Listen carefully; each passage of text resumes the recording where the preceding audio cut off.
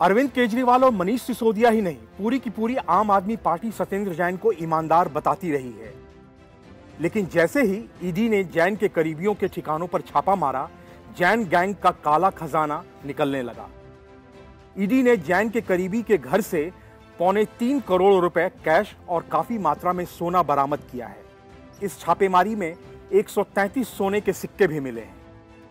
ED के हाथों काला खजाना लगने से हवालात की हवा खा रहे सत्येंद्र जैन की मुसीबतें और बढ़ गई हैं। इतना ही नहीं, इस बरामदगी के बाद केजरीवाल के सारे भोंपू बजने भी बंद हो गए। मनी लॉन्ड्रिंग केस में गिरफ्तार सत्येंद्र जैन के कई ठिकानों पर प्रवर्तन निदेशालय यानी ईडी की टीमें छापेमारी कर रही हैं। वहीं दिल्ली सरकार के स्वास्थ्य मंत्री सत्येंद्र जैन के साथ ही हवाला ऑपरेटर्स के ठिकानों पर भी ईडी छापेमारी कर रही है। इस कड़ी में बीते दिन जैन के करीबी के घर से तकरीबन 3 करोड़ कैश बरामद किया। ईडी ने मनी लॉन्ड्रिंग के मामले में सत्येंद्र जैन को 30 मई को गिरफ्तार कर लिया था। गिरफ्तारी के बाद सत्येंद्र जैन को कोर्ट में पेश किया गया था। जैन अभी 9 जून तक ईडी की कस्टडी में रहेंगे। सत्येंद्र जैन की पोल पट्टी सेल कंपनी के ऑपरेटर जीवेश मिश्रा पहले ही खोल चुके हैं। जीवेश मिश्रा जांच एजेंसियों को यह पहले ही बता दिया है कि उसने कैश के बदले जैन की कंपनियों के रुपए ट्रांसफर किए। सत्येंद्र जैन ईडी के सामने अभी तक इस बात से इनकार कर रहे हैं कि उनकी कंपनियों में कोलकाता की सेल कंपनियों से कोई पैसा आया है। सत्येंद्र जैन और उनकी कंपनियों पर आरोप है कि इन लोगों ने नकदी कोलकाता के सेल कंपनी के कर्ता धर्ता जीवेश मिश्रा के पास भेजी और बदले में जीवेश मिश्रा ने अपनी 25 शेल कंपनियों के जरिए सत्येंद्र जैन और उनकी कंपनियों में पैसा भेजा। इस बात का खुलासा खुद जीवेश मिश्रा ने जांच एजेंसियों के सामने किया है।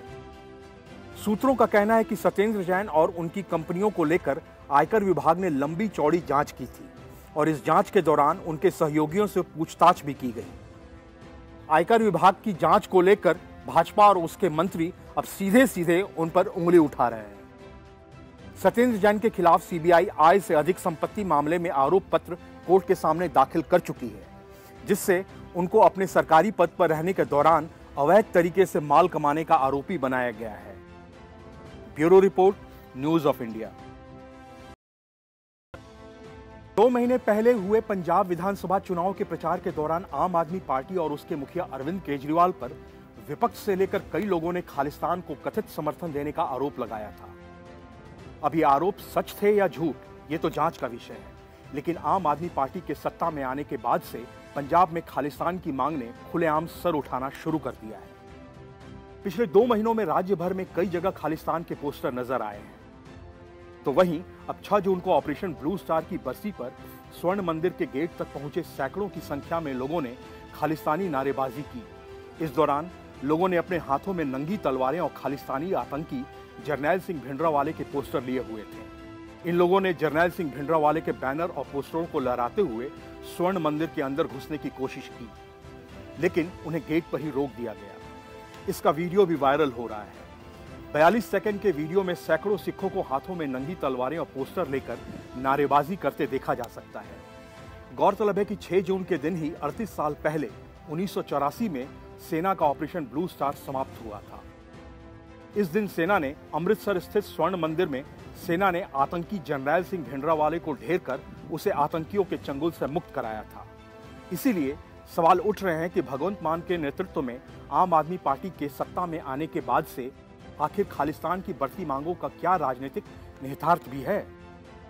वहीं खबरों के अनुसार ऑपरेशन ब्लू स्टार की बरसी के बीच कट्टरपंथी संगठनों ने अमृतसर में बंद का आह्वान भी किया था।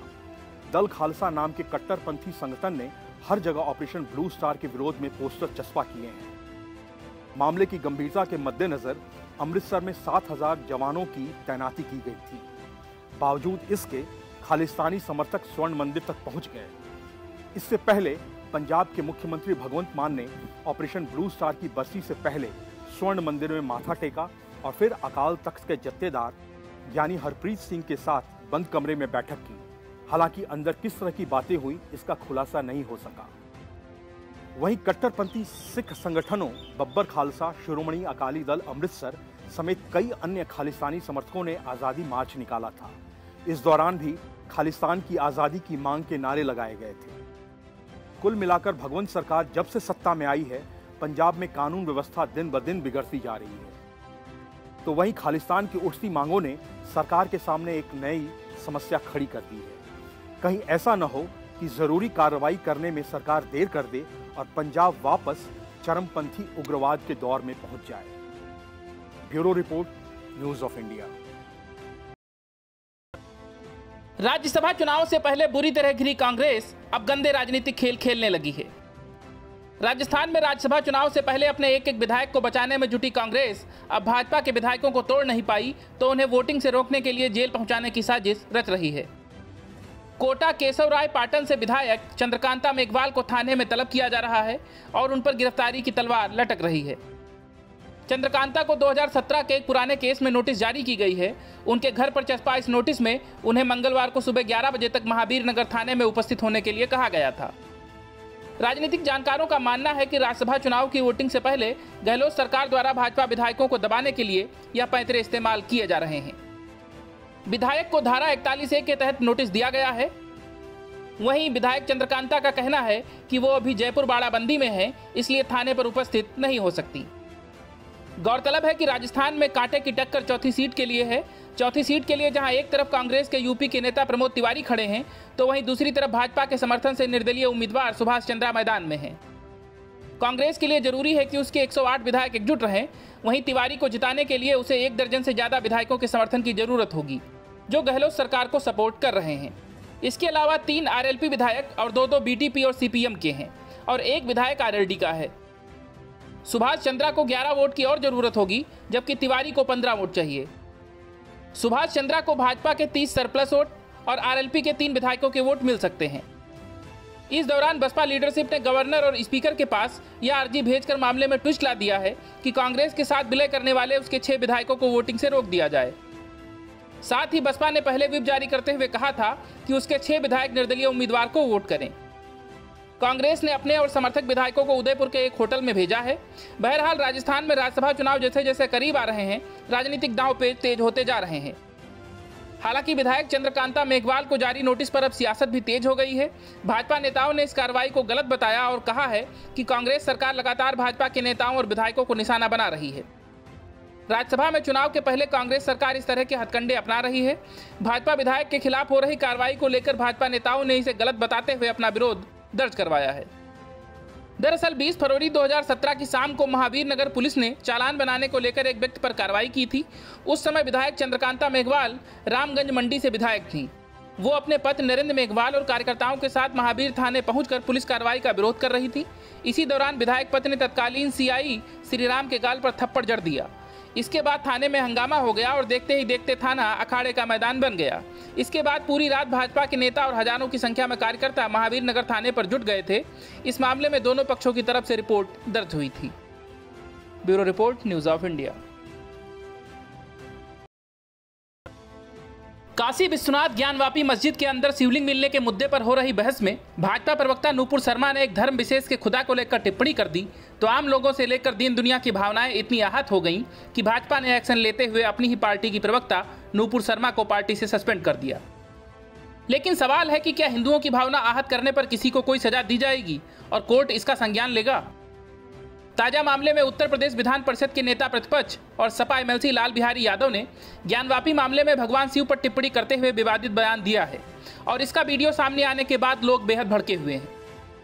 सपा नेता ने जहां ज्ञानवापी में मिले शिवलिंग को खारिज करते हुए कहा, भगवान शिव आदमी थे या पत्थर? वहां शिव का लिंग मिला था कि पत्थर? शिवलिंग तो गल गया होता कि पत्थर का होता। भगवान शिव का लिंग जहां जहां गिरा होगा वो मांस और हड्डी का रहा होगा, वहीं गल गया होगा कि पत्थर का होगा कि वहीं पड़ा होगा।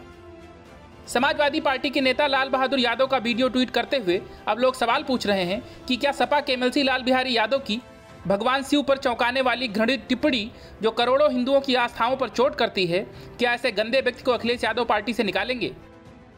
वहीं उनके इस विवादित और बेहद अशोभनीय बयान को हिंदू धर्म का अपमान मानते हुए उन पर कार्रवाई करने की मांग की जा रही है। वहीं उनके इस बयान का विरोध व्यापक पैमाने पर शुरू हो गया है। उनके घृणित बयान के विरोध में हिंदू युवा वाहिनी के कार्यकर्ताओं ने जिला संयोजक अमित श्रीनेत के नेतृत्व में सपा एमएलसी लाल बिहारी यादव का पुतला भी दहन किया है।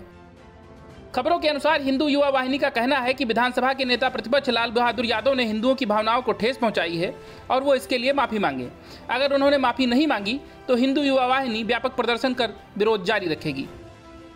बता दें कि लाल बहादुर यादव ने कानपुर में हुई घटना का भी बचाव किया और हिंसा का कारण भाजपा प्रवक्ता नूपुर शर्मा का भड़काऊ भाषण को बताया है।